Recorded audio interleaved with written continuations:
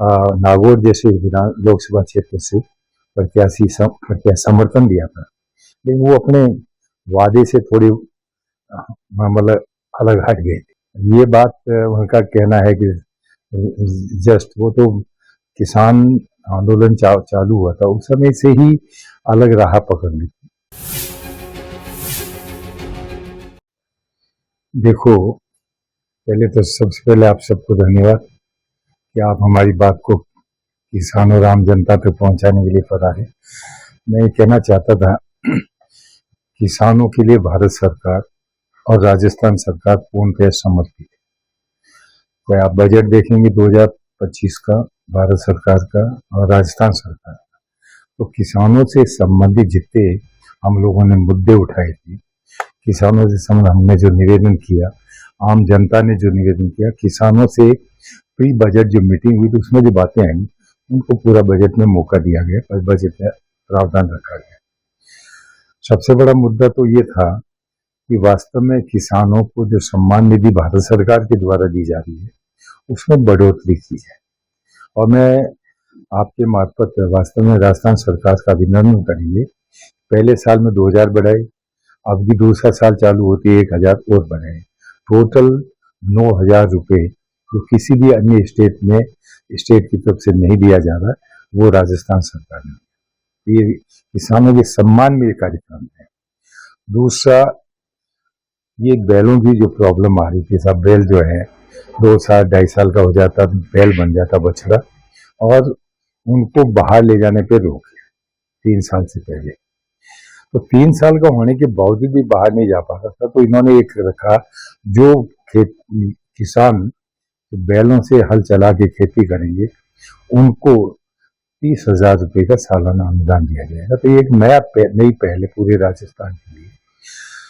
इसी प्रकार से क्योंकि आज की तारीख में सबसे बड़ी जो है, खेत का पानी खेत में रहना चाहिए, यानी खेत का पानी बह के बाहर नहीं जाए, ये कंसेप्ट माननीय प्रधानमंत्री जी का है और उसको सभी स्टेट में फॉलो किया जा रहा है। तो इसके तहत हमारे यहाँ पे भी अब जो फार्म पॉन्ड खोदे जा रहे हैं, इसी प्रकार से आपका नहरी क्षेत्र के अंदर जो है डिगियां खोदी जा रही हैं, उसका टारगेट भी बढ़ाया है, लक्ष्य बढ़ाया किसानों की मांग के अनुरूप, और आने वाले समय में और ज्यादा टारगेट करके और किसानों को पानी की सुविधा केवल मात्र अभी हाल फिलहाल आने वाले समय में अपने बारिश के पानी को कंजर्व करना पड़ेगा, और इसकी ओर सरकार पूर्ण रूप से जागरूक है, सजग है और काम कर रही है।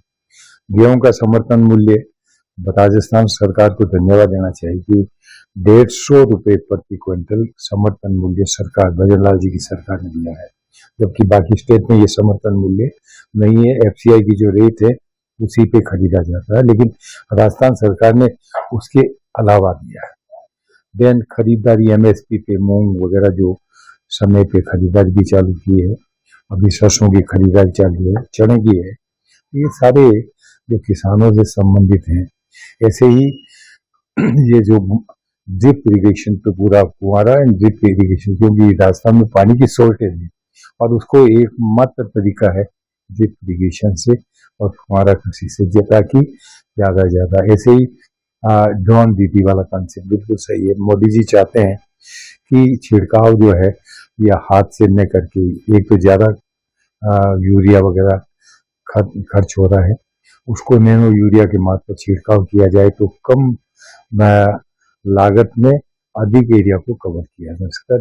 प्लस जो दीदी ये कार्य करेगी उसको भी उसका एक रोजगार मिलेगा। सर, आप जिस क्षेत्र से आते हैं, हनुमान, वो आपकी सरकार पर हमला बोलते हुए ये कहते हैं कि किसान इस सरकार में बहुत ज्यादा परेशान है, किसानों की सुनवाई नहीं हो रही थी, इसलिए उन्होंने बीजेपी से लोकसभा चुनाव से पहले बीजेपी से अलग हो गए। इसके ऊपर आपकी क्या प्रतिक्रिया है?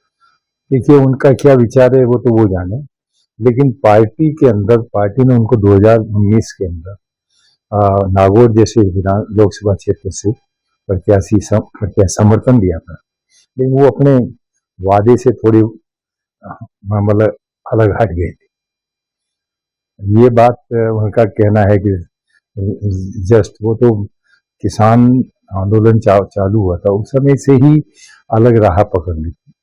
इस कारण से उनकी जो सोच है वो अपने हिसाब से चलती है।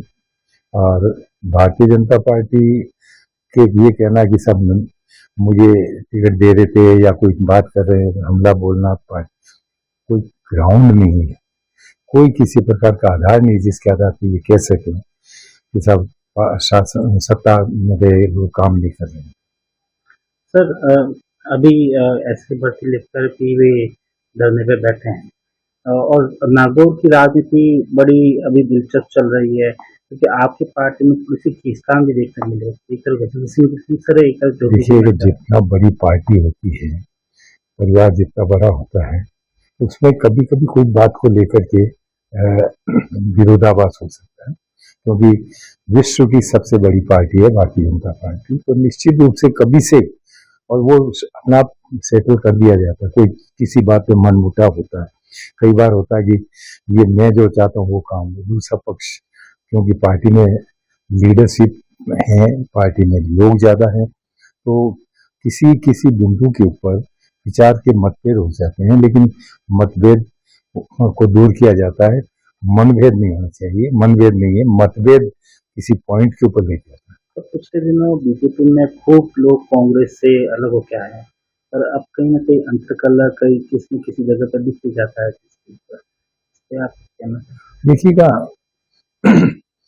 पार्टियों में इधर उधर चलते रहते हैं, क्योंकि कई बार जो वो चाहते हैं कि मेरी पार्टी में मेरी ही चले या मैं जो कहूँ वो नहीं हो रहा है या उनको सोच लिए लगती हो, इस कारण से वो जब कुंठित हो जाते हैं तो दूसरी पार्टी ज्वाइन कर लेते हैं और वहां जाकर के अपना काम सामंजस्य बैठाते हैं और काम चलता है। इसलिए पार्टियां लोग इधर उधर चलते हैं।